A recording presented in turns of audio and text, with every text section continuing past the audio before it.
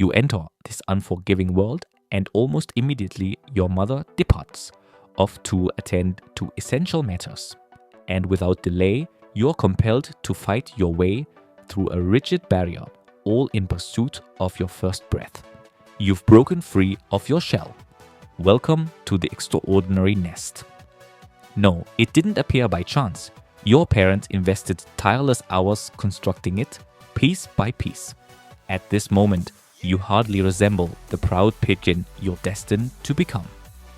You're a fragile, featherless organism with a disproportionately large head and an exaggerated beak.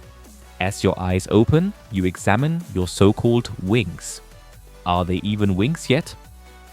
But there's only one instinct driving you: hunger. A constant, overwhelming craving.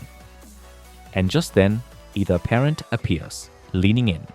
No pizza, no sandwich, just an open beak and your very first meal. Time passes. Feathers begin to emerge. You now resemble a bewildered ball of fluff with eyes permanently fixed in astonishment. Gradually, your form transitions and you begin to look, well, somewhat like a real pigeon. You extend your wings experimentally, attempt to stand, then totter awkwardly to the edge of the nest. For the first time, you glimpse the vastness of the outside world. But none of that matters. All you can see, all that truly exists, is the most important thing in your world: bread. You there, watching? Yes, you. You followed this journey, felt for this creature, and yet still haven't liked or subscribed? Please, my emotional well-being hinges on this. Just one click, it's free, and it helps more than you know. Eventually, the day comes when your parents bring food, and for the first time, you refuse. They recognize it. You've reached the limit of what they can provide. You walk to the nest edge and begin preparing for the leap. Your parents stand by, encouraging. But if hesitation persists, they may intervene more directly. So you pace about, unaware, and suddenly one of you is airborne. Wait, that wasn't you. It was your sibling. You glance at your father, still chewing nonchalantly on a banana. And the lesson is clear. Better to take the leap willingly than be launched unexpectedly. So you jump. You crash into a bush. First flights often fail. But another try, another flap, and at last, clumsily but effectively, you're flying. Day by day, your wings strengthen, movements sharpen. Eventually, you're a fully developed pigeon, gliding confidently between rooftops and balconies. But this urban environment is no sanctuary. It's a battleground of rivals, predators, crows, cats, even unpredictable children who chase you for sport. Yet, despite the dangers, you endure. You're resilient. You're a pigeon. You spot a piece of bread on the pavement, jackpot, but another pigeon arrives, clearly prepared to claim it by force. You back away. You're not a fighter, not some warrior pigeon. You just want to eat. So you resume your search, meandering until you find a goldmine, an unguarded human meal. You approach, but just as you're about to seize your prize, a person storms in, driving you off. You escape hungry, but not defeated. You wait. You observe. That human gets in their car and heads to the wash. Kirk. Minutes later, their vehicle gleams, clean, polished, pristine. That's when your moment arrives. You ascend, glide above the car, and deliver your message directly onto the windshield. Let it be known you don't disrespect a pigeon and expect to stay spotless. Later, you stumble upon an abundance of spilled food. Other pigeons are present, but you pay them no mind. There's more than enough for all. But your celebration is short-lived. A sparrowhawk appears, a natural-born pigeon predator. It circles above, gaining altitude. One of your own takes off. You're trying to escape, but the hawk dives at breakneck speed and slams straight into your head. Instant lights out. But not for you. You figure out the best defense, just duck. That's it. drop low. And boom, the hawk misses and smacks full speed into a wall.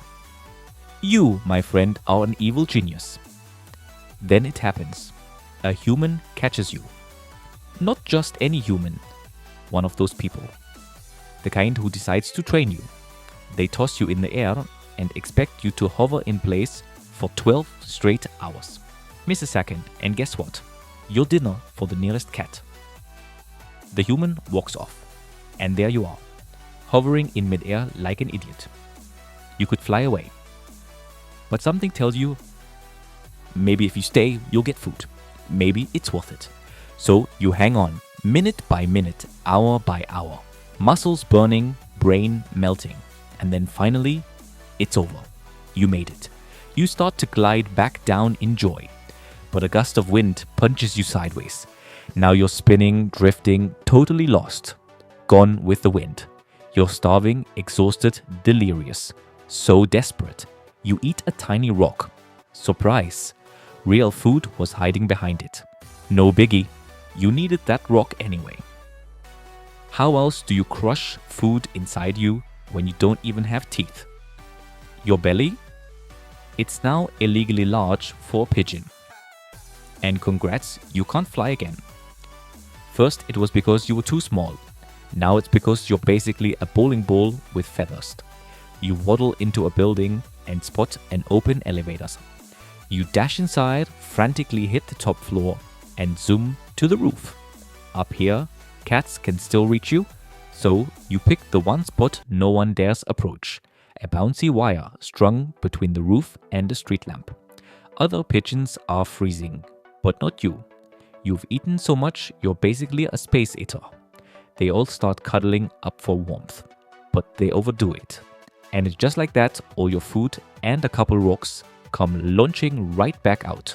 You fly to a new spot, and there it is. The holy grail of carbs.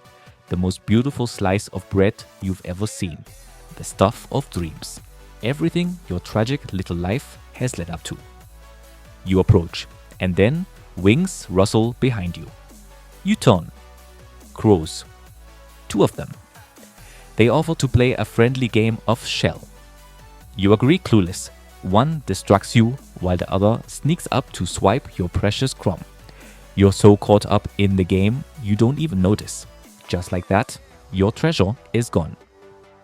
The crow who hustled you didn't expect it to be that easy. She even drops some of her winnings on the way out. She took more than she could carry. You pick up the leftovers, feel like a winner anyway, and move on in search of more food. Then you meet the rat. Not just any rat. This one's so hungry, he recently ate his own cousins. And he's still not full. You've got no feathers left. Flying's not an option. You run for your life. But still, you lose a leg. You dive into some bushes and wait. And wait. Finally, the rat leaves. You don't move for days. You can't run. You can't fly. You're completely defenseless. But then, your feathers grow back. You crawl out of hiding, ready to hunt again. And that's when you see her. A lady pigeon. You flop down beside her. Hit her with your best flirty coo. She coos back, scoots a little closer. You scoot too. Before you know it, you're building your own nest. Well, if you can even call it a nest. Whatever. You'll tell the kids you tried your best. That should cover it. Time passes. Now here you are, flying through the sky with a mouth full of vomit, ready to feed your adorable little parasites. You toss a banana peel into the nest, praying this bloated baby will finally become independent, so you can stop feeding it. Congrats! You've officially created an heir to carry on your proud legacy of chaos, failure, and food addiction. Ah yes, the circle of life. If you enjoyed this video, don't forget to subscribe and give it a thumbs up. It helps our project grow, slow and steady. But don't worry, next time we're picking up the pace.